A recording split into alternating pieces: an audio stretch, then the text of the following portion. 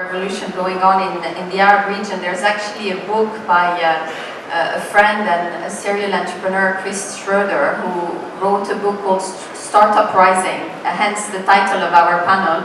And his book is about entrepreneurship in the Middle East. It's sold out on Amazon and it's in reprint right now with an Arab translation coming up in January. So I encourage you to actually read this book. I'll go back to Hind because I was sending questions and asking people, what kind of questions would you like me to ask you during this panel? And Hind surprised me by saying, I would like you to ask me what is the advantage of starting a company in the Middle East? So I asked you this question, what is the advantage? It's quite a surprising question. Yeah, people mostly think that it's only disadvantages being in the Middle East, especially for a hardware company. But to me, being in Lebanon has a lot of advantages. First of all, we're absolutely forced to think outside of the box because we cannot find anything locally. So we need, we need to ship everything from abroad, and shipping is very expensive, as Ahmed had said. So we've created, a really, really funky supply chain so that the components are shipped to France, the engineer goes to France, but the circuit ships it to the UK, and then, so there's this whole chain going on, but we've been able to prototype 7 times faster than the normal process because of this, of these decisions we've been making, and because of the electricity cut that we have, because of the fact that we all speak 3 languages, we always plan for the worst, and we're always prepared for the worst, and we can adapt very quickly to different opportunities. And so take something simple, packaging. Most US startups only do their packagings in English, but that limits you so much because you cannot sell outside of the US and the UK. But since we already speak French, Arabic, and English, on our package we already have 3 languages, and it opens up 100 more countries than just the US and the UK. So small things like this that look insignificant from a distance gives us a huge advantage. And the people in Lebanon, they're just so creative and they're so used to random bombs picking up, and they're always just ready to pack their bags and on the go for a new challenge, for a new opportunity. The circuit's not working, we flew overnight to the US, so it's just the mentality and the spirit that makes working in Lebanon so amazing. So in fact, she's confirming a concept by another Lebanese, Nassim Talib, the anti-fragile concept, if you've heard of that, like the opposite of being fragile is not in fact being solid or robust, it's being anti-fragile, like with please mishandle. So these entrepreneurs have been mishandled so often that their flexibility and the speed at which they react is so good, in fact, that it works out as being an advantage to them. I'll go back to Kaswara, and maybe the challenge is if you're an entertainment channel, everybody thinks of YouTube, but in fact you're across many platforms.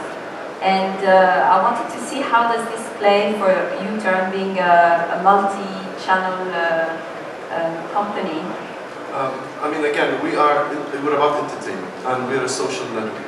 So today, everybody, there are different people with different interests. So you find some people on Twitter, others on Instagram, somebody else on a platform like YouTube. What we want to do is we want to capture all of them. We want to make sure that we're available to all of them. So our video comes to YouTube. However, we have we have a Twitter account for each channel, each show. We have a Twitter account, we have Instagram, we have Facebook, and we have a Google+. So we reach the viewers in any of these. They could be on Google+, or they could be on Twitter. We send them a message saying, check out the latest show. The other advantage we have is that it's all about communication, and the differentiation today between what we do on online entertainment versus TV is the engagement. On TV, you just watch and that's it. And here we get to, we want to be more engaging. So we usually send questions, we do, promotions. Sometimes we have a quiz where we want our viewers to engage with us. So they become part of the company. Our Instagram account, for instance, on a daily basis, we update what we do. If it's somebody's birthday, if somebody's sick, if somebody didn't come to the office, if we're sitting in a meeting to discuss a new show. So we usually engage our viewers with that. So you'd find us in a meeting saying, we're meeting to plan this, or we want to do this, or somebody's sick today, you couldn't come. And in the end, we became close to our fans. So they relate to us, they know what we're doing. The other advantage we have is we can start monetizing through that. because we run social media campaigns. Not just what we do on YouTube, like product placement and branded content, but what we also do here, we can run a social media campaign. The client comes who has a certain message that he wants to pass to a certain target audience. We know our target very well because we know who our followers are, and we just target them with a specific message. So that's the advantage of our platforms. So multi-platform and monetizing on this platform. So let's talk about money. And can we make Elie money in this region? Is it a market where you can make money? Is it big enough? Is it deep enough? Is internet adoption and mobile adoption good enough for you? The simple answer is yes. The more complicated answer is we're working on making it happen. It's like, just as Ahmed mentioned, people pay 85% pay on cash on delivery. I think that number is rising actually, if I can confirm. But what we're doing is we realized originally that we cannot ask people simply just to buy via iTunes and Google Marketplace. We had to be more creative than that. So what we did is we're integrating with mobile operators, where people trust the mobile operators, they will pay via mobile operators if we just simply allow them to do it easily. So what we do right now is Anghami is one of the first apps that did that across the entire world actually. The user will be able to click just, okay, subscribe. We detect his mobile operator, we charge him via the mobile operator all seamlessly, just have to click one button. That makes it very easy for people to actually subscribe, and we can recur the subscription. So that allows us to start getting growth, getting traction. And at the same time, we realize that getting money is actually an ecosystem. It's getting money from the user, but actually getting money from the advertisers who want to support the users. And mobile advertising is picking up all over the world. In our region, I mean, we weren't really very likely candidates to have mobile advertising. But what we realized is that brands target the user, the youth, and most of the youth right now are using mobiles. The growth of the mobile smartphones on use is right now, the Arab world is the second largest region in the world after Asia Pacific. So people use mobiles, the youth are using mobiles, the advertising want to target the youth, which is really fueling the entire thing. And that's why we are able right now to have growth and growth week after week by simply connecting the dots into all of that. The growth that will keep on coming is just that in our region we really need to be more creative, and creativity is, as Hind mentioned, it started from simple stuff. In our region we realized that we don't have 3G originally. I mean, in some parts of the world, the region, there are no 3G. We started doing tests in the mountains whereby there are 2G only. I think Anghami is one of the first apps that works pretty good on 2G edge. You can stream music as much as you want on edge. Creativity allows us to do a lot.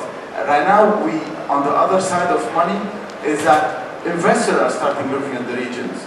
They realize that growth is coming a lot from that region. I hear people like Dave McClure from Silicon Valley, other like Crossing Capital, others from the States that are right now looking to invest in the region and are communicating with a lot of other entrepreneurs and investing. This will give us a future, that we realize that the future is in the region and we can still grow the entire ecosystem. Great, so international investors looking at the region. Well, you have many international investors in your capital, Ahmed, in MarkaVIP, some of them from Europe, some of them from Silicon Valley. What do international investors bring as value as opposed to local investors? Sure. I want to comment on your last question just to give the audience a sense of how big the market is for e-commerce. So the local retail offline industry today is a $425 billion industry. And if you get just a 1%... 425 billion. 425 billion is the local offline retail industry. And that's not dream very, very big. Like what's happening in the States right now is you see that 12% of the market, 12 to 15% of the market is online. In Europe, I think it's reached 8% or 9%. If we reach just 1% of the market in the Middle East, you already have a $5 billion e-commerce specific industry. If you look at the numbers, the online retail industry has reached $10 billion. It's expected to reach $15 billion by 2015. So there's a massive opportunity to make money. And the money is there. It's just a matter of, again, making things simple. Talking about the past generations from a political perspective have made it very difficult for entrepreneurs like us to thrive and exist. And you know, it takes a fool to complicate things, but it takes a genius to make them simple. And I think this is what everybody here is doing. Now, in terms of the investors unfortunately from Europe and the United States look at the Middle East as a contiguous geography, as if it's one market. But in fact, each country represents its own challenges, its own difficulties, and you have to operate in each country to match each country's taste and each country's issues. The value that these guys bring, different from what the value of the Middle Eastern investors bring, is knowledge and connections. I have, as you mentioned, Invus Financial Advisors, which is a $4 billion fund from New York, Lumia Capital, which is a fund out of San Francisco, Hummingbird Ventures, which is a fund out of Belgium, and Prime Ventures, which is a fund out of the Netherlands.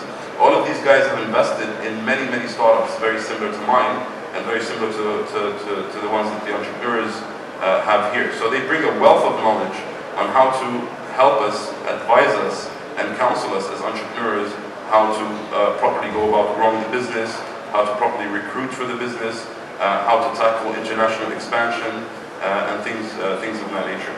To also bring the point about the Middle East being one of the highest penetration rate markets for smartphones, the journey right now for the Arab consumer is directly on the smartphone. Before, people would buy a laptop or a computer, and this would be their first interaction with the internet. Today, they're going to the internet directly through the smartphone. So a mobile strategy for the region, I believe, over the next 5 to 10 years will be the strategy that will help companies grow and make real money.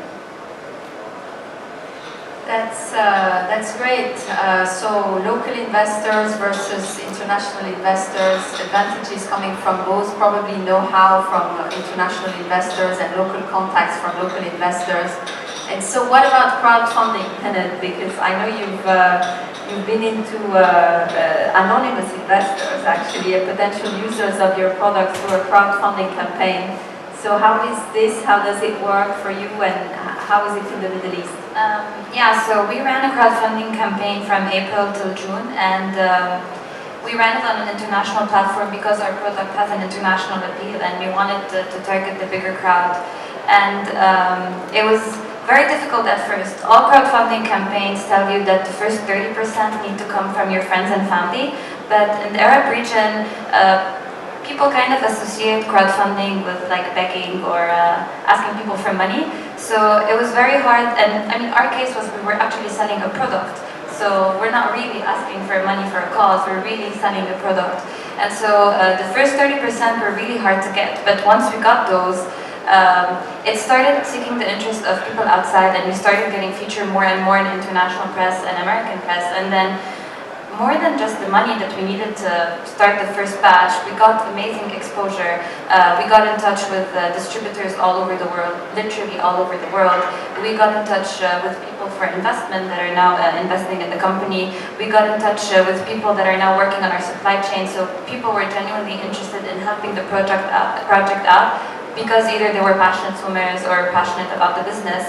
And I think crowdfunding has given us things we could not have done through, we couldn't have got through, I mean, the market in Lebanon or the expertise in Lebanon. And it definitely gave us a boost forward, and we're able to do what we're doing now thanks to crowdfunding. So, yeah, crowdfunding is something that is actually picking up everywhere, but also in the region. And we have even a crowd investing startup from the region that is here at our booth if you want to visit them, Eureka. Kaswara, you're a disruptor in Saudi Arabia. 10 million viewers on unconventional content. you created an incredible noise and buzz around UTURN. How is it to be a disruptor? How do you live that on a day-to-day basis? And do you think you can build on that to expand in the region? Again, to clarify, total viewership to date is around 400 million viewers. That's not unique, but total viewership on our platform. Now, think of the market in Saudi where you don't have schools to teach filmmaking. There are no institutes to teach acting, performance. So all what you see on our channel is basically people, amateurs who were in love with the concept and wanted to create it. So none of them is experienced. All the teams that we used to get, not even the camera crew, not even the directors. And if you look at our season 1 of our first shows, Ataya or Ishili, versus today we're launching season 4, a huge difference in terms of quality of production, in terms of performance, in terms of even the content itself. So we started really with nothing. All what we did, we just had passion.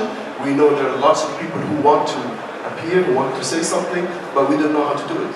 And we sort of learned as we get along. We're almost 3 years now, and we've gone a long way. Another challenge that we've had is, Saudi is also conservative markets. You can't go and say anything or speak anything. So to have a political satire show as the first show that you start with was definitely a risky thing to do. But at the same time, it was the right thing to do because you want to attract the attention. Today, online is a battlefield, competing to attract the attention. So we had to do something that attracts the attention. So maybe briefly, Elie and Ahmed, do you see also yourself as disruptors? And how is it to be a disruptor in this market? I think we're disrupting, in my field, I think we're disrupting the mobile. I think, as Ahmed mentioned, we have 93% of our mobile users that use our app within the home. So people started using apps, started using mobile phones recently in the region. It's growing tremendously. It's a second screen, literally. I mean, we first ran ads on TV and people were simply downloading after an ad. We had 50,000 to 90,000 sometimes downloads simply after an ad because people use the mobile phones in their rooms, in their living rooms much more than anywhere else. This simply explains that people are starting their PC journey on a mobile, and by being able really to target those users, their first-time users, irrespective, you have people 60 years old that use Anghami over 50,000 minutes per month. So clearly we are really going to somewhere totally new in the region, and mobile will drive the future traffic as mentioned earlier. Yeah, I think there's definitely a certain level of disruption. And I'll speak about my experience. For example, in the Middle East, the values and the culture doesn't allow sometimes in certain countries women to shop for lingerie in the malls. What we've done at MarkaVIP is we've given them the comfort and the security and the privacy to be able to shop for these kinds of products online without having to go to the mall. And also the temperatures in some countries are reaching 100, 115, 120 degrees. So the comfort of shopping from your own home, Fahrenheit, yes. So the comfort of shopping from your own home without having to get in the car and take your children with you and drive for a long time and go through that experience, the comfort of shopping online and the convenience from your home is definitely something new to the region. So there's definitely a certain level of disruption. So I'm going to wrap up. So as you can see, you have a 400 million viewership, a startup here. You have an international wearable, smart wearable startup. You have a mobile player in music with Anghami, and a huge opportunity in e-commerce in the Middle East with MarkaVIP. Hope to see you all in the Middle East and investing in this region with us. Thank you.